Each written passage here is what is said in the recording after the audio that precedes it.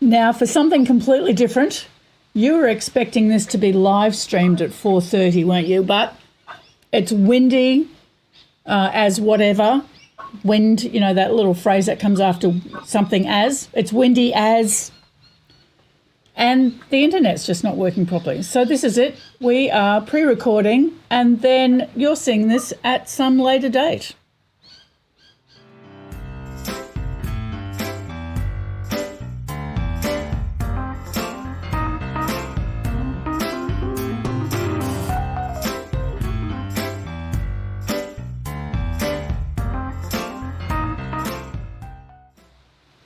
And you know what? You can't keep two good women down, can you, Majella? Definitely not. No. Thank you for joining us, wind and all. It's so nice to see you. Thanks, Robin. It's been a while. It has been. It has been. I was wondering the other day whether you might have been part of the experiment that we had on how soundproof the studio at the ABC radio at Maroochydore, the old studio, was when I first came in, and I brought Matt with me, who's now 17 and in that in our control room. He was 2. And I left him out, and I think Karen Wood was there. So I think I left him out with Karen and maybe you, and he screamed, and we didn't hear a thing. So that was good. Oh, well, that was good soundproofing then. That was worth the money. Yeah, that was worth the money. Now, what first piece of random shit do you have to share? Can you see this door, this window, this piece of glass? I can, and it says Lennon's. It does. In 1988, we bought a house in Gaythorne, and the man who had done a lot of work on that house had been the manager of the old Lennon's Hotel in George Street, where the Beatles stayed. Oh, wow. Yeah, so we bought it off his son, and it needed a lot of work and whatever, but it was a great big house. His father was a carpenter. And when we decided to sell that house, people just wanted to, pull the house down and develop it into flats. And I was like, no, I'm not doing that. If you're going to buy this place, you've got to take it away in pieces and put it on another block of land, which eventually we did. So in the meantime, as a condition of sale, I said, well, I'm not giving up this door, this Lennon's door. It's coming with me. So we've had it now stored for 17 years. Oh, for goodness sakes. Exactly. Anyway, we decided a couple of months ago that we would do something with it, that we would take the door apart and use this top part and put it up as a feature somewhere.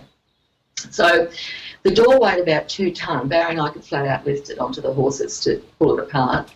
And inside it, we found what I think really is, a round piece of shit, Robin. Yes. It's this little piece of timber. Yes. And written on it is J. Watt, W-A-T-T. Oh, yes. Senior, Lade Street, Gaythorne, May 9, 1944. Wow. Now, my maiden name was Watt. Okay, yes.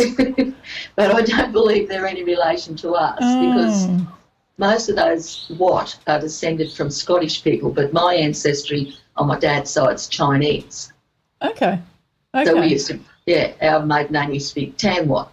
But I just thought it was interesting that inside the door, with all these little tiny supports, with little bits of timber like this, I don't know whether the door was built on the 9th of May, 1944. Yes. I don't know why it was inside the door, whether the cabinet maker wrote down the name of the man, because that was definitely the people who owned the house. But I kind of don't want to throw it away. No. So that door was already in the house when you bought it, wasn't it?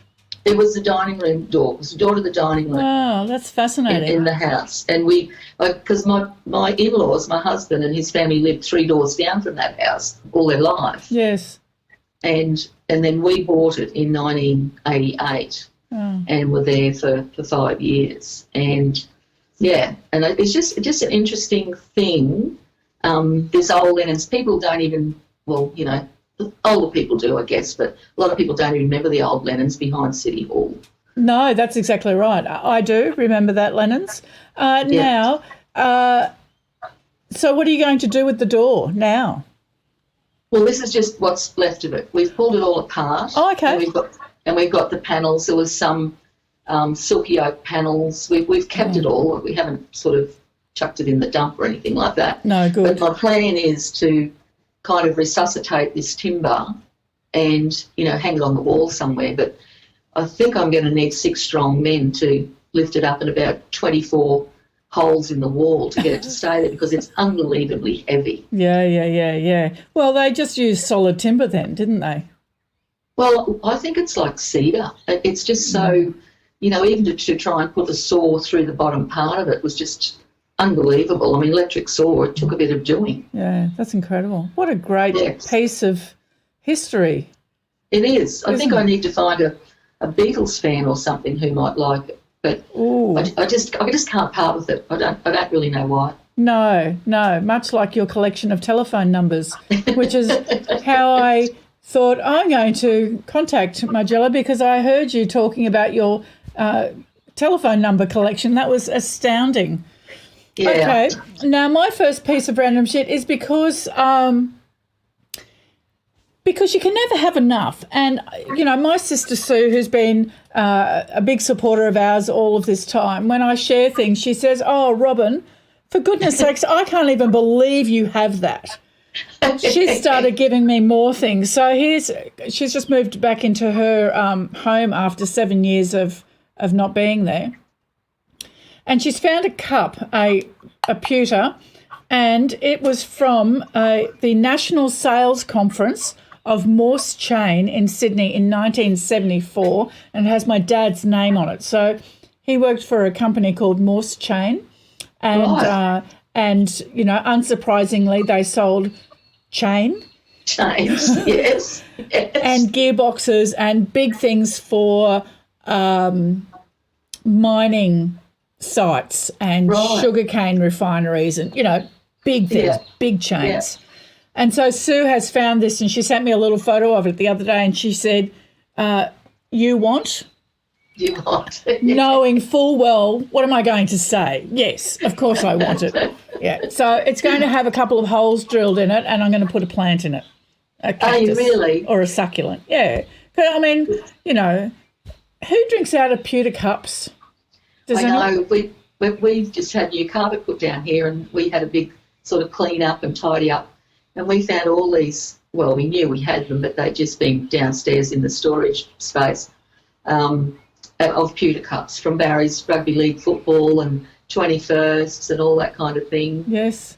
I mean, when I had a bigger house, not a unit, they were all on display. Of course they were. They were, but, there's not a lot of room when you move into a unit from a big house. So, yeah. And what are you going to do with it all? Majella, what are you going to do? With those? With all your things? I don't know. I've got things sorted in boxes. I've got things that are Joseph's, our son, and I've still got all his toys, his Lego and his Transformers, and they're all in boxes. And then I've got other things, things that Mum made for me. I've got them kind of a bit sorted. Yes. And, so like photos. Look, I've got a whole box of photos that I've semi-sorted into. This is Barry's side of the family, my side of the family. Yep. This is friends, all that. So, I don't really know. It's a bit too early for me to think about that, to ponder that, Robin. I'll leave that go for another few years. Fair enough. I can vouch for scanning photos, though. I've scanned pretty much all of our photos, and it's such a good thing to do. That's maybe I should just give that job to Joseph. He'd be more savvy with that, I think. I think that's an excellent idea. Keep him occupied. Do you have a second piece of random shit to share with us? I do, actually. I don't know whether you're religious or whatever, but my mother was Catholic and very Catholic. And we lived in a small country town. We used to have to walk to Mass once a fortnight, I don't know how long it would have been. It seemed like 10 miles, but it probably wasn't. And then you'd have to stay afterwards for religious instruction. And my mother used to make what they call milk jug covers. Oh, yes. Do you remember milk jug covers? Oh, absolutely. They're fabulous. I have a whole heap of them here in assorted colours and whatever. But some are crocheted. This one is crocheted. That's beautiful. And this one is old netting, like mosquito netting. Oh, yes. You know, that's what that one is. That's gorgeous. This one is just like very fine fabric. Yep. And you always had to have glass beads. Mum wouldn't make them without glass beads. And then this one's all around the edge. Can you see that one? That's some crocheted, some tattered. But the pièce de résistance is this really old yellow-looking thing, and that used to cover the water jug for when they did, the body of Christ and put the water in the wine. Oh, so it's a holy covering. Well, yeah, it just covered the tiny little jug that they used. But, yeah, that was from the church at Calliope. Oh, wow. And my mother had a phobia about flies. She hated flies with a passion. Yeah. So the water jug for Holy Communion was always covered with this milk jug cover. Yeah. Yeah. So, but yeah, no, I've got quite a collection of these milk jug covers. Mum always made them for me. I think because we always had old Queenslanders. You know, we had a couple of old homes. The one that the Lennon's door was in was a big old place, and the one we had, our first home, was built in 1922. And anything that was kind of a bit old or antique-y, I think Mum thought I wanted them. Everything she found, she'd think that I wanted. So, yeah. Of course. That's But I still use them. If we're having a barbecue or whatever, I'll still put them over the sauces or whatever we've got there. Absolutely. So and nicer than having, I mean, I've got one of those great big net things. Yes, me too. But they're nicer, aren't they? They are. These are because they've all been handmade. Yes. You know, they're not something that has been manufactured. And I don't think you could manufacture these because you've got to actually crochet or tat all that edging to get the beads on it. And the beads is what weighs them down. It's what stops them from flying off. Yeah, flying off in the wind. So they're so pretty. Yeah. So it's out of the Calliope Catholic Church, that little one. Yeah.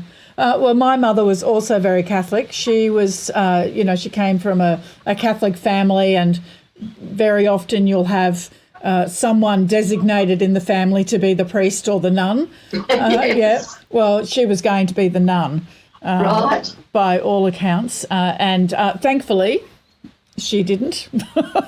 Otherwise, we wouldn't be here. Right. You wouldn't be here. Well, yes, my mother's ancestry was Irish, and I've got 8 brothers and sisters. There's 9 of us. Yes. But not one of us took holy orders. So not one of us, much to Mum's, I think she prayed that one of us would have entered either the priesthood or been a nun. Yes. But no, not for us. Yeah. Well, it was very common at the time, wasn't it, to do that? Oh, well, it was standard practice, I think, in Ireland. Yes, yeah. All right, so my second piece is something that's broken and doesn't belong to me, but it belongs to my parents-in-law, and it's this really lovely green glass drinking glass, some sort of glass. I don't know what you'd put in it. What do you reckon you'd put in something like that? Oh, wine. They're calling out to me.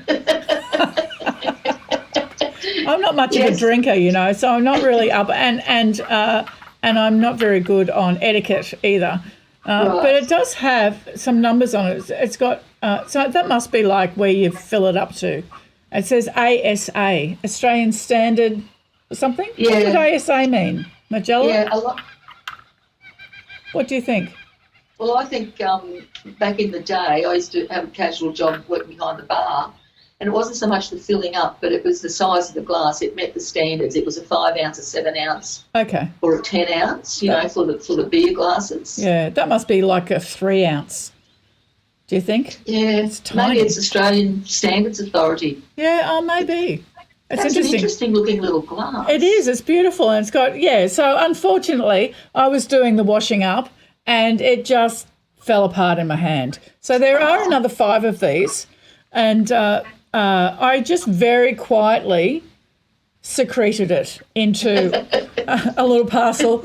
I didn't tell my parents-in-law that I'd broken the glass, And I thought, I'll just bring it home and I'll repair it. Well, You haven't? no.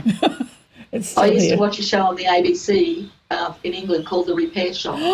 My favourite show. And I just couldn't believe what they could do with some of those things. I know. And someone could probably fix that. Well, that's right, which is why I have so much random shit in my house, because I hate the thought of putting something into landfill. I just, Yes. it horrifies me. I hate the idea of wasting something when so much resource has gone into making it. And most of these old things are actually things of beauty. It's like your milk jug covers. They're not mass produced, and there's some intrinsic beauty in that process of making that, isn't it? Yes, there absolutely is. And I have from my mother-in-law a water jug set, which everybody had. I remember my sister, Yes. when she got married, she got a water jug set. And, with a little gold rim around the edge of the glasses. And Yes. every glass has got a different coloured stripe. One's orange and blue. And, and my nieces and nephews who are like, mid in their 20s towards 30, oh, wow, retro. Which I guess it is retro. Yes. But, they're beautiful. They really are, all those things. And it's a shame, I think, they're not appreciated more.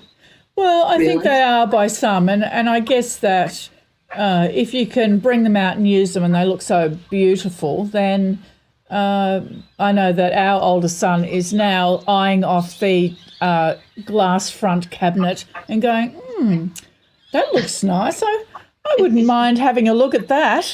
Yes. Yeah. Yes, that's true. So I'm hopeful. Yes. Well, pass that's it on. right. Yeah. I don't know. I mean, Joseph is interested in stuff, but he's not. Joseph's very black and white, not a hoarder at all. Like, well, what am I going to do with it? It's probably a good thing. For? Yeah. Yeah, probably. Yeah. All right, Majella, thank you so much for joining us and sharing that. I love that Lennon's window. The door is just fabulous. It is. It's great, isn't it? You can Yeah. see why I don't want to part with it. Oh, absolutely. And I have a strapping young lad, Matt. He's tall and he's strong. So if you do need another person to help lift, let me know and I'll send him over.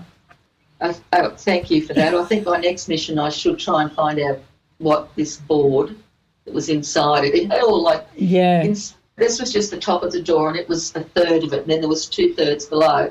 And these were like little stays inside to keep the timber in place. Yes. But, particularly with that date, May 9, 1944, I thought, there was a war on, like, Yeah.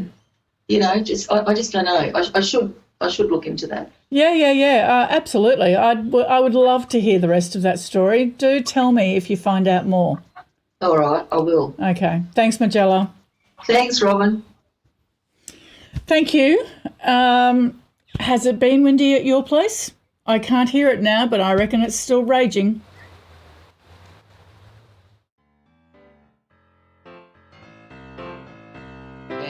Yeah. It's been incredible here today, and nice because it's cooler. Yeah, that's right. Yeah. I love that. But, it's actually very nice here. The beach at Maroochydore this morning was flat as a pancake. Yeah. Absolutely flat and very wide at the beach at the moment. Yeah. The sand's very wide. Okay. All right. But it's been really lovely. I love the winter days at the beach. Yeah, they're perfect, aren't they? Oh, so gorgeous. Now, how did you go with your protesting? All right. Yes, it's been a week